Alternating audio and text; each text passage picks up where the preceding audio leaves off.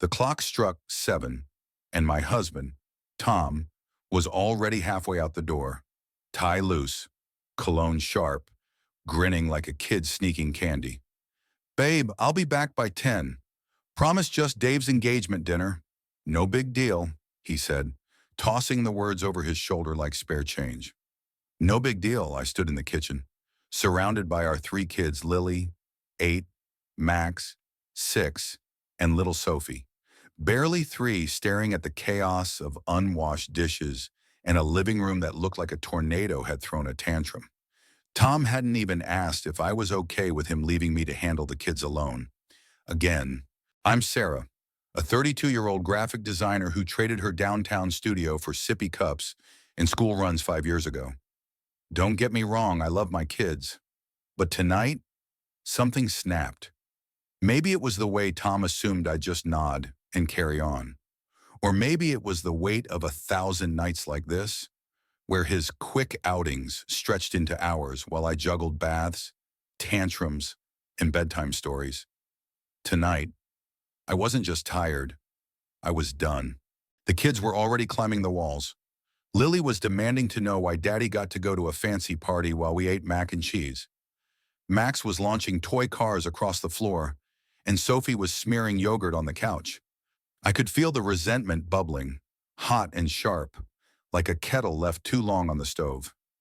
Tom's phone buzzed as he left a text from Dave, probably with some stupid joke about escaping the ball and chain. I knew because I'd seen those texts before. I wasn't supposed to, but when your husband leaves his phone unlocked, curiosity gets the better of you. I stared at the door he'd just walked through, then at the kids, then back at the door. An idea sparked wild, reckless, maybe a little mean, but oh, it felt so right. If Tom thought he could dump the kids on me and waltz off to clink champagne glasses with his buddies, he was about to learn a lesson. I grabbed my phone, pulled up the group chat with our neighbors, and typed, "Anyone free for a last-minute play date? Tom's out, and I could use a hand." Within minutes, Lisa from across the street replied, offering to take the kids for a couple of hours. She was a saint, and I wasn't about to waste this chance. I packed the kids' bags, pajamas, snacks, Sophie's favorite stuffed bunny, and dropped them off at Lisa's. The kids were thrilled. Lisa's house had a trampoline and a dog that licked their faces. I hugged them tight, promised I'd be back soon, and drove straight to the restaurant where Tom was. It wasn't hard to find the swanky new place downtown, all glass and gold lighting, where Dave's engagement dinner was in full swing. I parked, checked my reflection in the rearview mirror, and swapped my yogurt-stained hoodie for a sleek black dress I kept in the car for emergencies. This qualified. Inside, the restaurant buzzed with laughter and clinking glasses. I spotted Tom at a long table, leaning back in his chair, charming the socks off Dave's fiancée, Claire. He hadn't noticed me yet, but I could see the ease in his posture, the way he sipped his wine like he didn't have a care in the world. My heart pounded not with nerves, but with a strange, electric thrill. I approached the table, smiling sweetly, and slid into the empty seat next to him. "Sarah." Tom's face froze, his wine glass hovering midair. "What are you doing here?" "Oh, honey," I said loud enough for the table to hear. "I figured since you were having such a great time, I'd join you. The kids are at Lisa's, so I'm free as a bird." I flashed a grin, relishing the way his jaw tightened. The table went quiet, all eyes on us. Claire looked confused, Dave amused, and the other guests shifted awkwardly. "You left the kids," Tom's voice was low, but the anger was unmistakable. "Yup," I said, popping the P for emphasis. "Just like you left me with them. Fair's fair, right?" I reached for his wine glass, took a sip, and set it down with a deliberate clink. The table erupted in murmurs. Claire's eyes widened, and Dave coughed into his napkin, clearly trying not to laugh. Tom's face turned red, his hands gripping the edge of the table. "This is not the time or place, Sarah." "Oh, I think it's the perfect time," I said, leaning closer. "You see, I've been the default parent for years. Tom, you go to work, You go to parties, you live your life, and I'm the one holding everything together.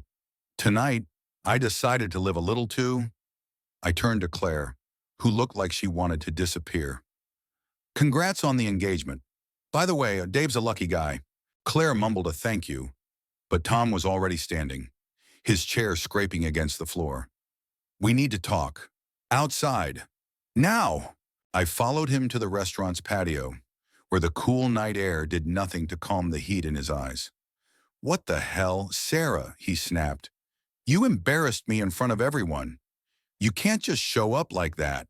And you can't just ditch me with the kids every time you feel like it. I shot back.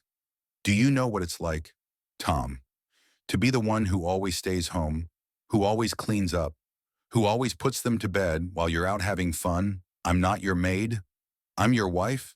He ran a hand through his hair, pacing. I work hard, Sarah. I deserve a night out.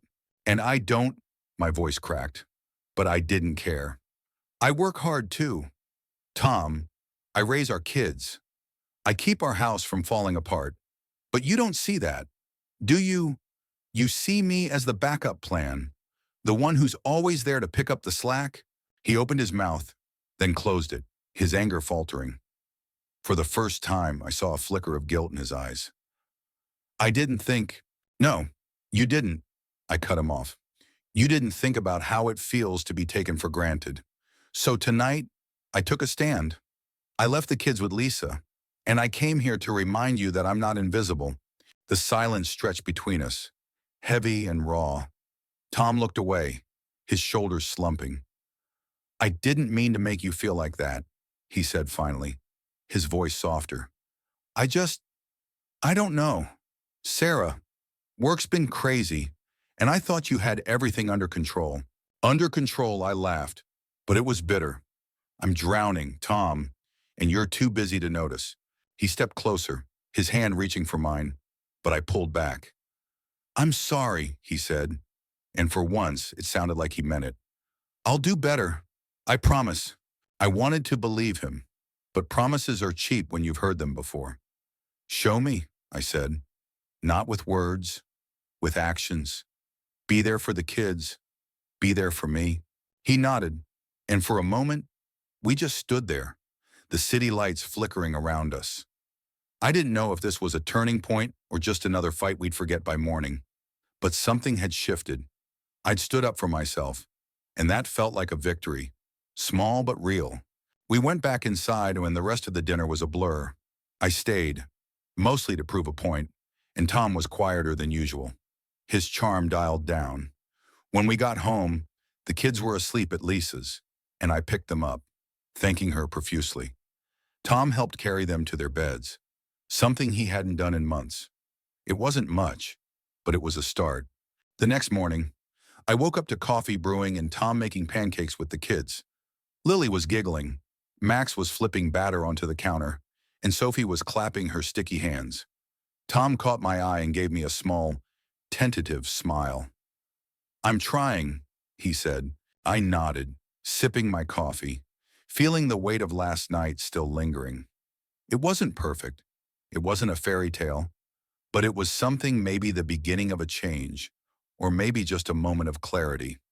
Either way, I'd made myself heard, and that was enough for now. What do you think? Was Sarah right to crash Tom's night and call him out? Or did she go too far? Should Tom step up? Or is Sarah overreacting? Share your thoughts on fairness, partnership, and standing up for yourself in a relationship.